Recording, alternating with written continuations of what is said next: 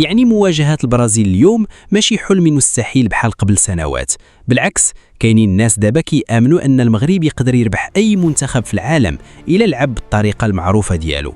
واللي كيزيد يقوي حظوظ المغرب هو عقليه المدرب محمد وهبي، واللي ربح بها كاس العالم ديال الشباب.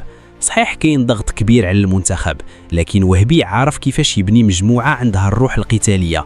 اي لاعب كيدخل المنتخب المغربي دابا كيدخل بعقليه المحارب، وهذه النقطه مهمه بزاف في البطولات الكبرى، خصوصا ضد منتخب بحال البرازيل اللي ممكن يتاثر نفسيا بالاصابات والضغط الاعلامي الكبير اللي محطوط عليه. حيث بطبيعه الحال كتبقى البرازيل المرشح الاول للفوز ماشي غير بالمباراه ولكن بكاس العالم. الاصابات خلقت تخوف كبير في محيط البرازيل.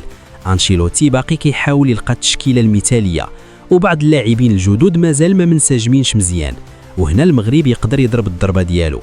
تخيل معايا هذا السيناريو، المغرب يدير مباراه كبيره ضد البرازيل، العالم كامل كيتفرج والضغط كامل على منتخب السامبا. الاسود كيكونوا اخطر من اللي كيكون الخصم هو المرشح، حيث المنتخب المغربي كيعرف يلعب على التفاصيل الصغيره، هجمه مرتده وحده، كره ثابته، والماتش كامل يقدر يتقلب. وزيد عليها نقطه مهمه بزاف، الجماهير المغربيه. اي منتخب في العالم دابا ولا كيعرف باللي الجمهور المغربي قادر يحول اي ملعب الجحيم. في قطر شفنا الجمهور كيف كان معمر التيران، المدرجات كانت كلها بالاحمر، وهذا الدعم النفسي كيخلي اللاعبين يدخلوا بطاقه مختلفه تماما. تخيل دابا نفس الاجواء ضد البرازيل، اكيد غادي يكون تاثير كبير.